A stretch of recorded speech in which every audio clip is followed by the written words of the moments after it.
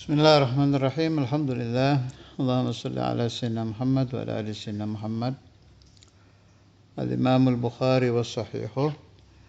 Ini hari terakhir bulan Rajab, tepatnya malam 30 Rajab.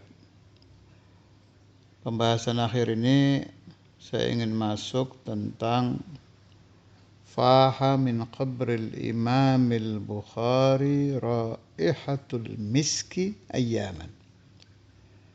Bahwa setelah Imam Bukhari dimakamkan, bukan setelah ya, yang lebih tepat saat Imam Bukhari dimakamkan itu semerbak bau wangi dari makam beliau. Dan sampai berhari-hari, ini bukan saat itu saja, itu hebatnya, itu sampai berhari-hari.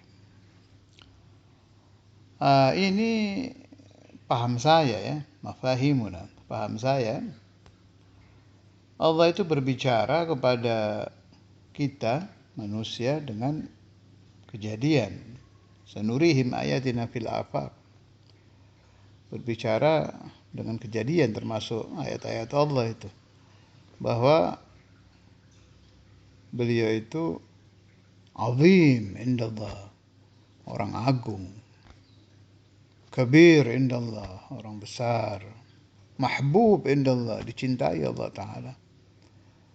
Sehingga memberikan kesaksian dengan bau wangi. Kalau kita membahas, banyak memang kejadian faha min qabrihi raihatul misik ini dari orang-orang besar. Bahkan mulai zaman sahabat, Sayyidina Sa'ad bin Mu'adz radhiyallahu anhu diriwayatkan bahwa Sayyidina Abu Sa'id al-Khudri mencium raihatul misik, bau minyak misik yang tiada tara wanginya, semerbak harum muncul dari makam Sayyidina Sa'ad ketika beliau usai dimakamkan. Kemudian kita tahu lagi Sayyidina Sanusi, sahibul aqidah al-masyhurah, itu begitu. Faha min qabrih raihatul misik ba'da wafatih. Semerbak bau wangi dari makamnya setelah beliau wafat.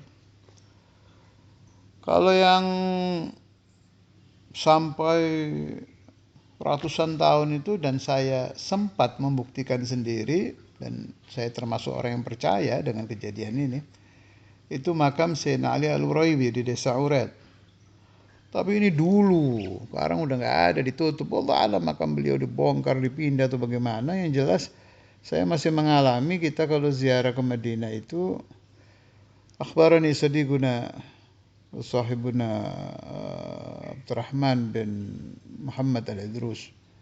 Itu kawan saya ini masih di Habib Zain, cerita, tertarik, saya ke sana. Nah, jadi kita mau ke situ itu kucing-kucingan sama polisi itu. Lihat, polisi lagi nggak lihat, atau dari tempat jauh cepat-cepat kita ke situ.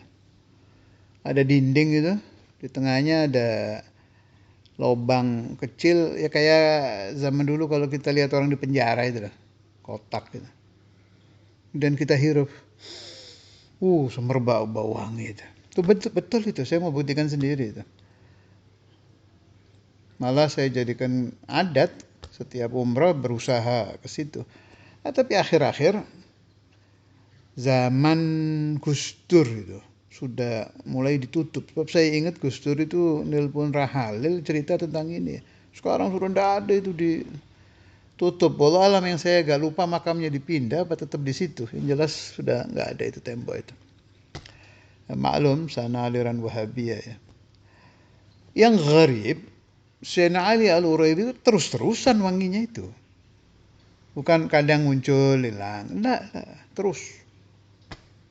Saya buktikan sendiri itu. Radhiyallahu ta'ala anhu wa nasairi awliyaillah.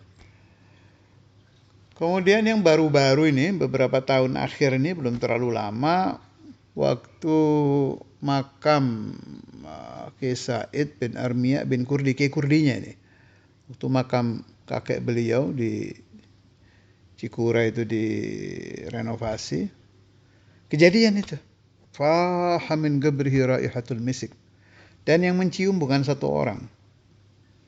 Nah, saya dapat cerita ini, saya tidak hadir di situ, dari sahibuna Al-Habib Alwi Bafagi, bisa ditanya, orangnya masih segar bugar di Tegal, hidup. Sahibuna Al-Habib Abdullah bin Umar Al-Haddad, iparnya Akhi Habib Muhammad, juga masih hidup, segar bugar di Tegal, bisa ditanya. Dan tukang-tukang yang ikut memperbaiki.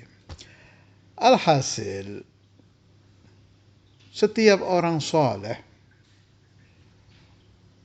orang alim amil, apalagi waliyun mugarrab, itu suka ada sanurihim ayatina fil afaq. Allah memperlihatkan, kalau paham saya, mafahimuna hadza abdi haqqa gitu loh. Ini betul-betul hamba saya ini, hadza abdi haqqa.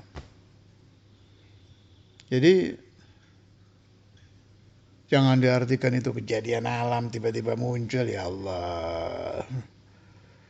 Kapan mau kemasukan faham-faham hak fi qulubikum? La, hadza sanurihim ayatina fil afaq. Wa nu'minu bihadza. Kita beriman dengan kejadian-kejadian semacam ini. Apalagi Imam Bukhari seumur hidup yakhdumul hadis. Bagaimana mau nggak wangi? Seumur hidup yakhdumul hadis. Bukan hanya yakhdum, mengalami tekanan-tekanan, ujian-ujian, musibah-musibah. Sebagaimana yang saya terangkan di penjelasan-penjelasan sebelum ini, luar biasa kan ujiannya Imam Bukhari itu, Masya Allah. Mudah-mudahan kita khidmah meskipun sedikit membaca Sahihul Bukhari 1 bulan penuh dan nadhkuruhu. Kalau saya punya paham, termasuk kewajiban kita itu mengenang riwayat-riwayat Imam Bukhari, dan bukan hanya Imam Bukhari. Ulama-ulama amilin min ahli sunnati wal jamaah wa ashabu Rasulillah wa tabi'in wa tabi'ut tabi'in wa man ba'dahum ila yaumiddin. Yang alim amil, kewajiban kita untuk mengenang ajaran-ajaran beliau, tabarrukan wastimdadan, setelah mengenang semampu kita, amal bima amilu, terutama kan kalau mendengar riwayat itu bangkit lagi semangat untuk walau 1/10, fa'amal walau bil usyur, 1/10 bima amilu. Nasallallahu yuwaffiqana wa iyyakum wa man sami'a hadzal kalam. Wassallallahu ala sayyidina Maulana Muhammad wa ala alihi wa sahbihi wa sallam. Walhamdulillahi rabbil alamin.